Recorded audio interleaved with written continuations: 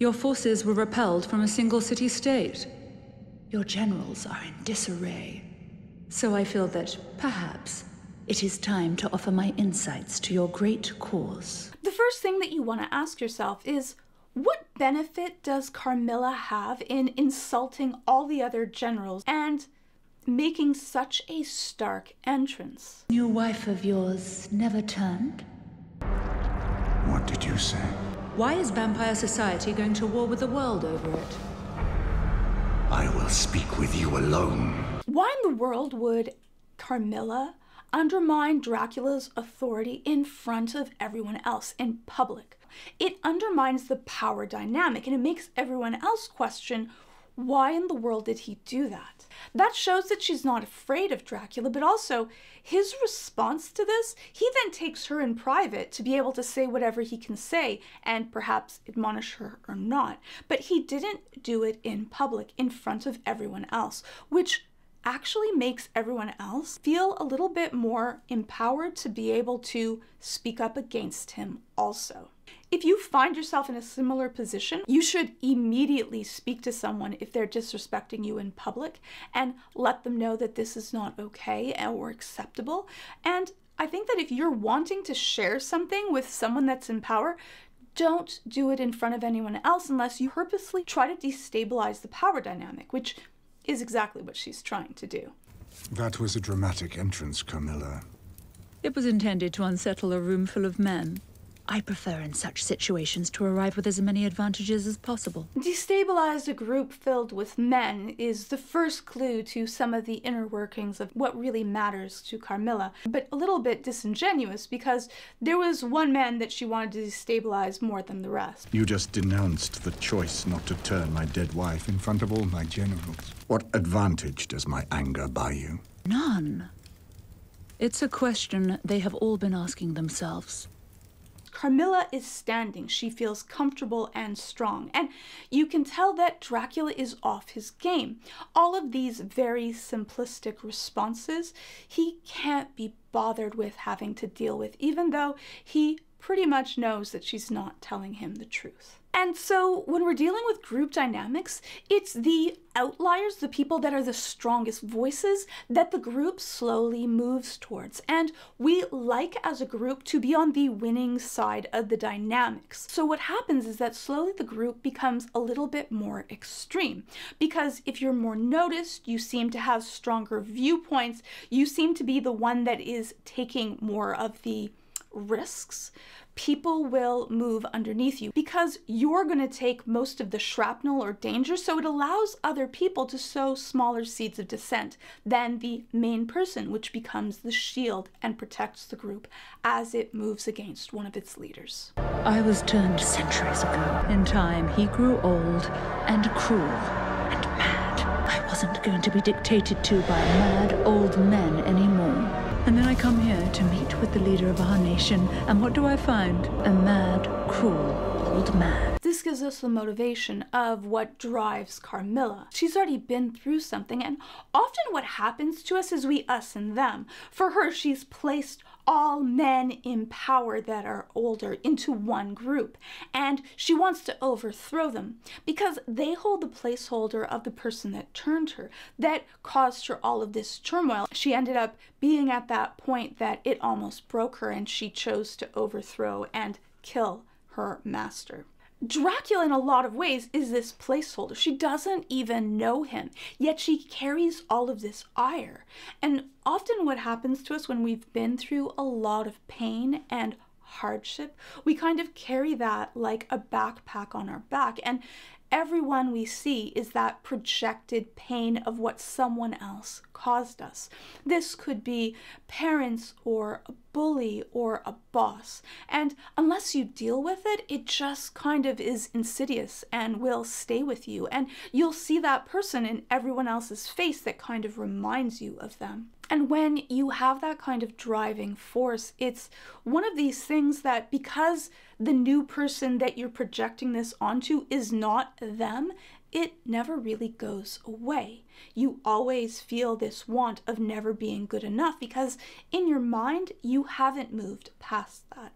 And how do you know when someone's going through that? It's the amount of emotional content in their voice, that visceralness when they talk about something that might have happened years, decades, in this case, centuries ago, it sounds like they're talking about it from yesterday.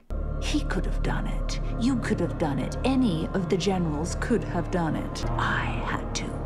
Because I am surrounded by children and animals and dying old men. So you can hear the vitriol in her voice, the way that she speaks about people. And she also has this level of narcissism. She feels like she can do the things that no one else can. And I think that a lot of that for Carmilla is because in part of her life, she was very powerless. And if you've ever been bullied or dealt with a lot of trauma, that feeling of not having your own station or power or control over what can happen to you makes you want to be able to make sure that you're never going to be in that powerless position again. She's fed that narcissistic trait within herself to be able to say that she can do what no one else can, that she can do it alone, and that she's doing something for a higher purpose when in actuality she's doing it because of her own pain. A lot of times when we've been powerless, we can possibly, sometimes we have empathy for other people that have been in that position, and then some other times we're the opposite. When we see people that carry our own similar traits, that causes us animosity and an aversion to that. And so we put them down because we're trying to push that trait away from us. I thought you wanted me to believe you respected me. Now you're implicated, so I don't need to. You're hip deep in this now, puppy, and the only way out is forward. Come along. This reaction right here shows that she is not a great diplomat. She allows her emotions and that need to have everyone else know how brilliant she is, but it's not the most strategic thing. She could have had Hector believe that she cared about him and that they were partners in this, especially as she actually needs him. She has this need, this weakness in her ego to be able to show all of her cards. Often when people do that, when they have to brag about how powerful they are and that they're better than other people, that's because they need to feel better because they don't actually believe it. People with stable self-esteem don't have to step on others to feel taller. I think also she enjoys having men suffer. I think that she does not like men because of the things that have happened to her in the past. And when we've gone through a lot of hardship or pain or bad things, we can often take a whole group of people and hate on all of them. I think that a lot of our own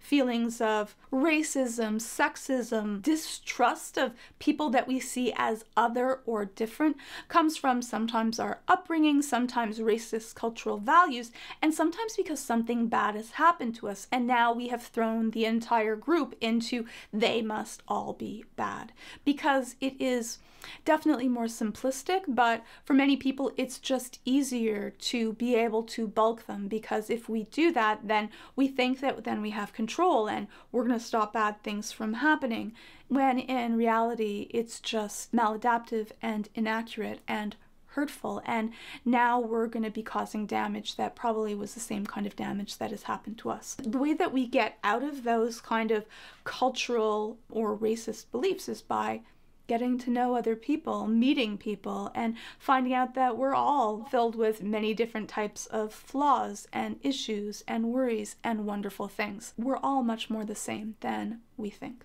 And these differences are also often some of our strengths as well.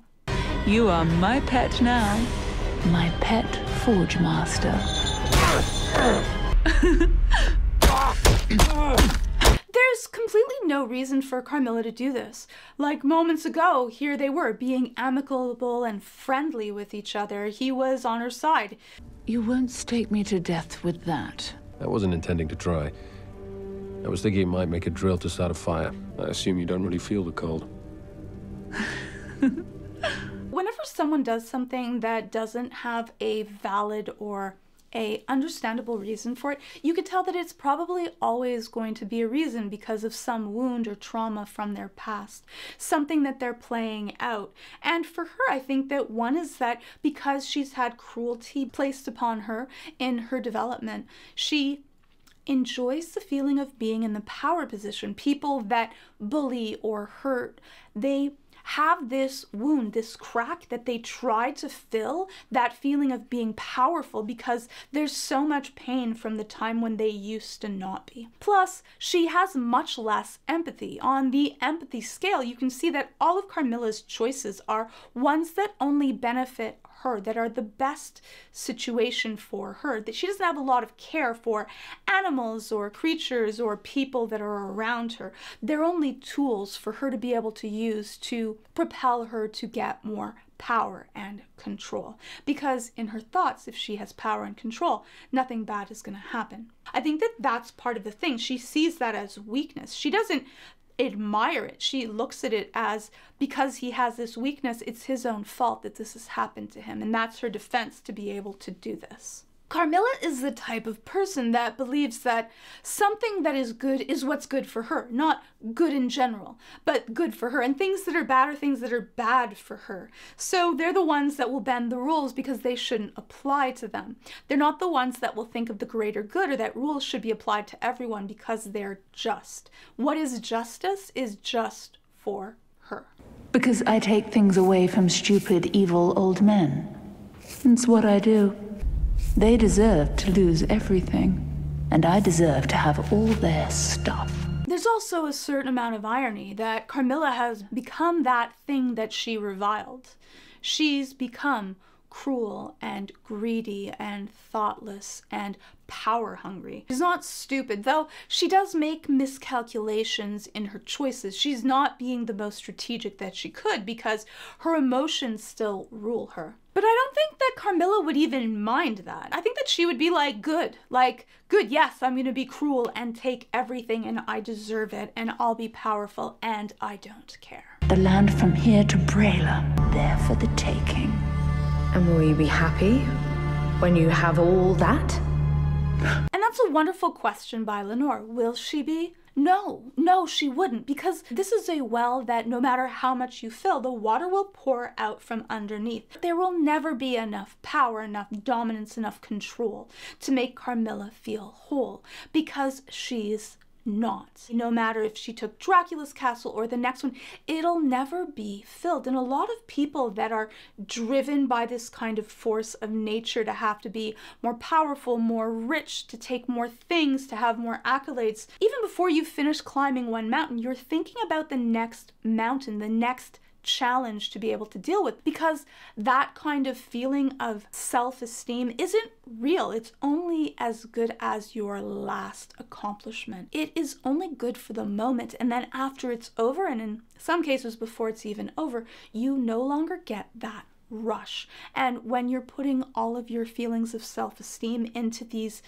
baskets of things that are superficial, you'll always leave feeling empty. If you're ever feeling that kind of drive, that need to do things, you do want to ask why. Why do I need to have all of these titles, all of these accolades, all of this success? Is it for myself because I enjoy it? Am I trying to do some good? Or am I trying to prove something to someone, to a parental figure, a person that told me I wasn't good enough, or that belief that I'm not good enough inside of myself? Because if you're doing it for that cause, no matter what, it's never going to be enough to make you feel whole. The first part of my life was men taking things from me. So I'm going to take everything from everybody.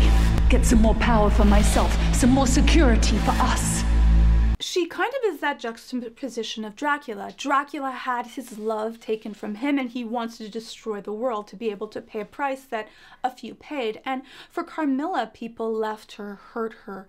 And even though she's already seeked and gotten retribution from those people, it's not enough to make her feel okay. Sometimes that's projected because we're angry at ourselves, because we feel we haven't forgiven ourselves, or maybe we blame ourselves, or maybe it's because we want to hide that feeling of weakness or pain with all kinds of other stuff to keep our mind busy so that we don't actually deal with it. In the end, really what we have to do in order to feel better and actually heal is to go back and deal with it, to talk to that person and to forgive and to listen and to validate and to affirm that it wasn't our fault, and that to forgive ourselves for the parts of it that are our fault. And so yeah, I would say that Carmilla, similar to Vlad, yeah, therapeutic work would definitely be helpful if they could be vulnerable enough and honest enough to be able to deal with it. Therapy isn't always for everyone, and that's okay. Though you should then find a different way to be able to deal with it. It could be self-work, it could be journaling, it could be working out. I don't think that therapy has to be the be-all and end-all for us all. Talking about that, I'm thinking of actually like making a journal that I'll be putting out. So let me know in the comments if you have any type of journals that you really like. What would you like to see in a journal? Because I'd like to make one that would help the most people, because I love writing on paper. So I would like those that feel similarly to share that joy with me. But I will have everything that they had, and they will all be dead. So she has this goal that she's not even sure that will give her what she hopes for, but she will destroy everything in her path in order to get it. I think that she had that moment of clarity where she actually asked herself, is this really going to make me happy? I think that a lot of times we do things because someone else or society or culture has told us that we should.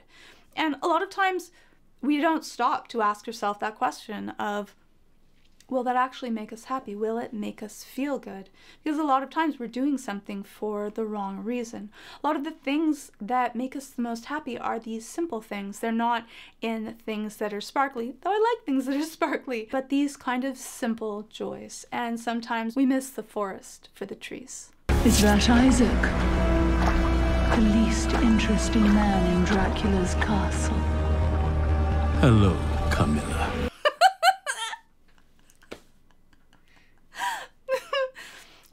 Funny, like here she is, she has this battle, she's gone through everything, yet she takes this epic burn on Isaac. I think that one of those defining characters of Carmilla is that no matter what kind of thing she faces, she always believes in herself and gives it her all. And whether you love her or despise her, I think that everyone can respect that she is true to the way that she sees the world and will fight till the end for it. Carmilla wanted world domination, and though that may be too daunting a task for most of us, you can have knowledge and wisdom with today's sponsor, Brilliant.org, to learn a new skill or get prepared for whatever life throws at you. And Brilliant has some wonderful new courses. Brilliant makes college-level courses available for everyone. Each course is designed for high-velocity learning to help you stay focused and reach your goals fast. And Brilliant makes learning like a game, with fun features that let you challenge yourself and compete with others,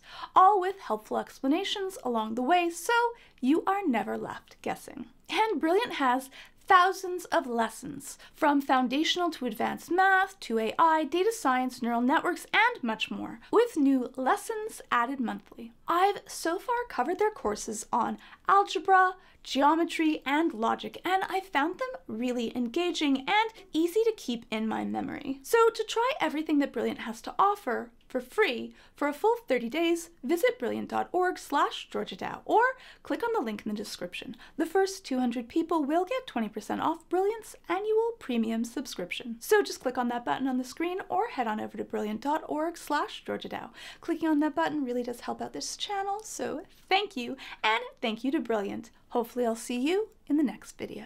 Let me know in the comments below what are your favorite Carmilla moments, and do you think that her power-hungry ways are so much so that they lead to her ultimate demise or not?